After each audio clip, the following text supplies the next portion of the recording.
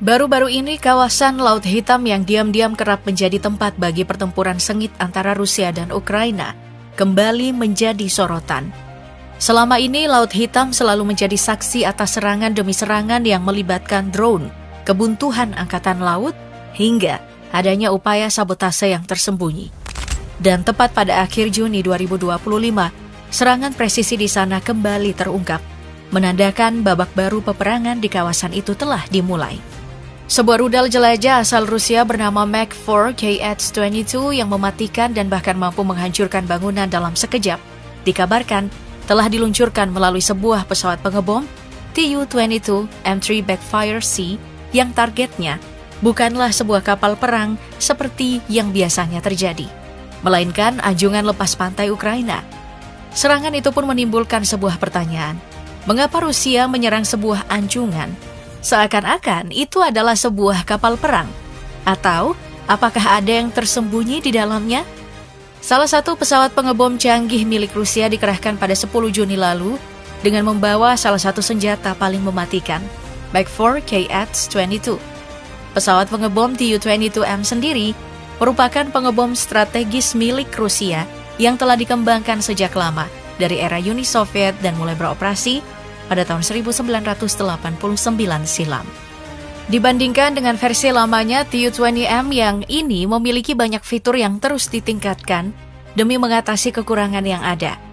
Pada performa yang sudah dimiliki, pesawat pengebom Rusia ini bisa menjangkau hingga 6.800 km atau mungkin sekitar 4.200 mil. Sedangkan dari segi ketinggian maksimum yang dapat dicapai adalah 14.000 meter dengan tingkat pendakian adalah 15 meter per second. Sementara itu senjata yang dibawanya yakni KH-22 merupakan sebuah rudal anti kapal yang berkemampuan nuklir yang juga dibuat sejak era Uni Soviet.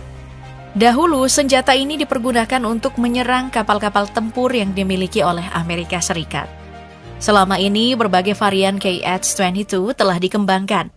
Beberapa di antara varian KH-22 bahkan dapat disesuaikan untuk berbagai misi tertentu seperti penyerangan bendungan, jembatan, dan berbagai lokasi strategis yang lainnya. Di sisi lain, anjungan pengeboran mandiri Travida rupanya bukan hanya bagian dari infrastruktur energi yang sudah tua. Ukraina berhasil mengubah Travida layaknya permata yang tersembunyi di Laut Hitam. Pihak Rusia juga mengklaim bahwa Ukraina pernah menggunakan rig Travida yang terletak dekat dengan Pulau Ular untuk melancarkan serangan operasi khusus ke dalam dan sekitar Crimea, sebuah kawasan yang diduduki Rusia. Menyoal ini memang tidak secara resmi diberitakan, namun ada satu blogger militer Rusia yang mengklaim bahwa Ukraina menggunakan rig pengeboran ini sebagai pangkalan terdepan bagi personil dari Direktorat Utama Intelijen atau GUR. Di dalam tulisan mereka disebutkan bahwa rig ini juga digunakan untuk meluncurkan pesawat nirawak udara, tempat mengisi bahan bakar pesawat nirawak angkatan laut, serta untuk menampung sistem peperangan elektronik serta komunikasi. Namun walaupun demikian, hal-hal yang ditemukan secara langsung telah menguatkan klaim tersebut. Sebuah drone laut terdeteksi telah cukup lama mengganggu kapal perang Rusia selama berbulan-bulan. Dalam serangan yang dilakukan oleh Rusia dengan KH-22, mulanya terdengar benturan yang cukup kuat. Kemudian beberapa sumber dari pihak Ukraina dan citra satelit pun mengkonfirmasi hal tersebut. Api berkobar, ledakan tak dapat dihindarkan dan struktur bangunan Tavrida bergoyang. Dan maka bersamaan dengan itu, pusat dari operasi militer tersembunyi Ukraina telah hilang. Dari sini bisa dilihat bahwa Rusia sudah lebih dari siap untuk menyerang instalasi lepas pantai bernilai tinggi dengan menggunakan rencana yang strategis. Serangan ke Tavrida bukan hanya serangan yang biasa, ini bisa dikatakan semacam deklarasi. Ini bukan serangan dengan drone atau artileri. Senjata yang digunakan lebih dari itu. Ini diperkirakan serangan dengan senjata kecepatan tinggi yang diperkirakan adalah sebuah rudal. Akan tetapi rudal yang bisa menembus hampir semua sistem pertahanan. Dan tentunya, dengan adanya serangan ini, bagi Ukraina adalah sebuah pukulan yang telak. Berbeda dengan target-target Rusia, target Tavrida di Laut Hitam benar-benar dilakukan dengan perencanaan yang matang dan dengan penggunaan senjata yang sedemikian canggih. Penggunaan Tu-22M3 bisa dibilang sangat jarang digunakan untuk situasi penyerangan di laut, jika tidak betul-betul genting. Namun kali ini militer Rusia benar-benar menggunakannya di Laut Hitam dengan menargetkan anjungan milik Ukraina.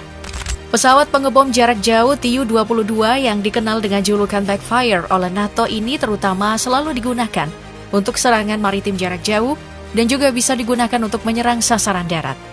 Pesawat Tu-22 Rusia, terutama jenis Tu-22M, memiliki beberapa keunggulan yang begitu signifikan.